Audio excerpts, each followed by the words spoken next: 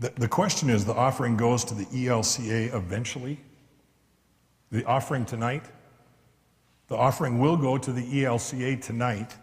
It will go through Chicago, but it will go through, it will go to the Chicago office, but it will be given to Lutheran World Relief.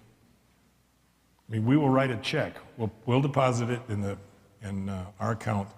We will send the entire amount to Chicago, and they will send the entire amount to Haiti.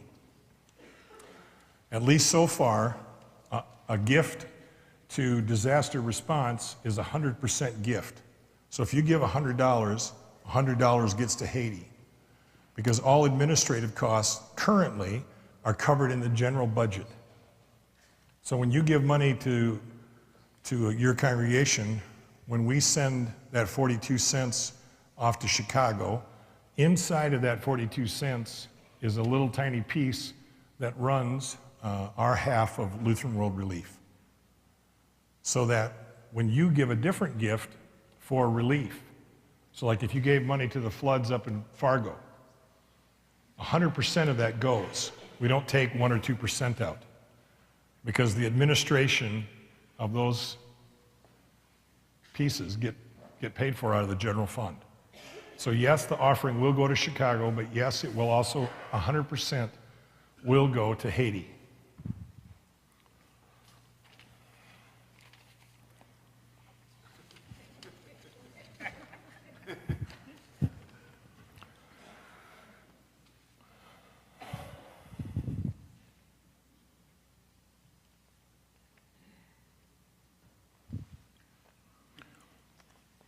For those who believe that homosexuality is a sin, does contributing to an organization that supports and recognizes homosexual relationships cause that person to sin also? What does the Bible say about the sin of contributing to sin? Well, it says several things. We all know the one about the millstone, that you don't want a little one to be caused to sin. If you do, you'd be better off if you had a millstone hung around your neck and dropped in the deep parts of the sea. I get that part. I do. But I don't believe that you're contributing to your congregation or to the South Dakota Synod or to the ELCA is going to cause you to sin or someone else to sin. I don't believe that.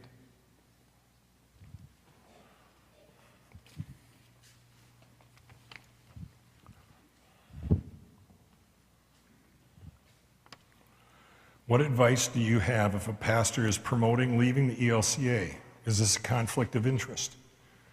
I think you should be having a conversation with your pastor. We've tried to be as open as possible with the congregations of the South Dakota Synod and with our rostered leaders. I can tell you I've been disappointed in a couple of cases. I don't mind people having different opinions. I'm pretty comfortable with that.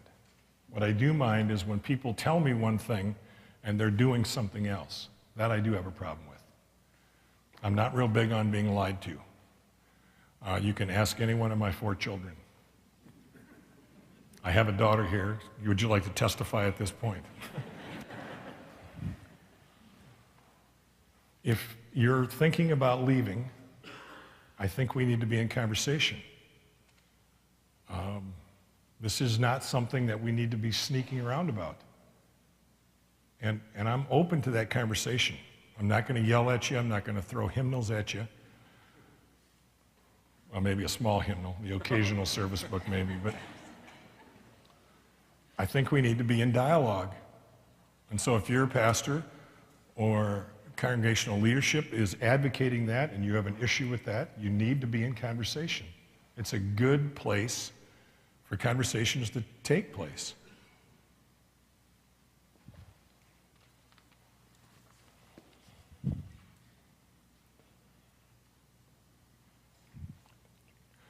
At the Churchwide Assembly, were only delegates from the ELCA congregations allowed to vote.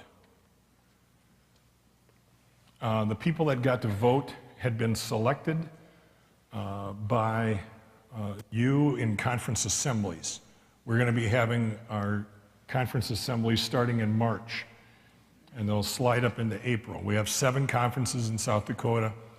The conferences will be meeting here shortly. Crossroads is meeting February 28th at Our Savior's. Is that correct? I think that's correct. At that conference assembly, you will nominate your next folks for the Orlando 2011 assembly. They will get ratified at the next Synod assembly out in Rapid City. So that there's a year then, basically a little bit more than a year of preparation. So that's about 1,042 or 43. The only other people that I'm aware of that get to vote at the Churchwide Assembly are Bishop Hansen and David Swartling, the Secretary of the Church. Now, I could be wrong about that, but I know those two have the vote. I don't know if the treasurer of the church, Christine, gets the vote. I just don't know to have that information. But in other words, Chicago people, Chicago staff don't get to vote unless they would be a member of a congregation and their conference choose them. So I'm not saying that there weren't staff people from Chicago voting at the assembly, but they would have only have been there if they went through the other process. Okay?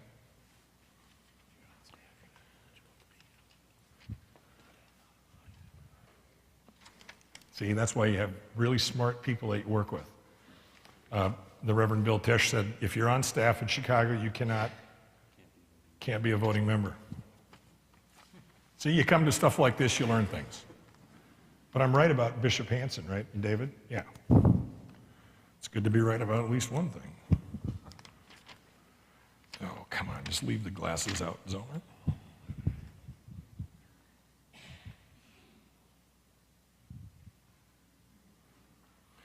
Oh, please give us some insight regarding ELCA social statements. Why do we have them? And are they helpful or not? That's a good question. I think the answer is yes and no. Why do we have them? Well, because we decided out of our predecessor bodies, both the American Lutheran Church and the Lutheran Church in America had them. When I was a seminarian, I remember the one on abortion that was proposed at the Minneapolis Assembly just as I was starting seminary. And they passed a really interesting. They had 2 statements that were actually 180 degrees apart. And they passed them both within about 10 minutes, and they passed them by almost identical vote totals. And I thought, as a young seminarian, oh, that's what it means to be Lutheran, to be bipolar, you know. So we brought those traditions into this denomination, and we've actually developed a process. It takes about 4 years. Really, only one is being worked on at a time. And they take about 4 years. They have to be approved to be initiated by a churchwide assembly, and then work is done. A piece is put out. There's conversations with the church on a variety of different levels. We have ability to respond. They put out a draft, and then there's revisions, and again, the church has ability to speak. And then finally, there's a vote at a churchwide assembly. And they always need a 2/3 vote.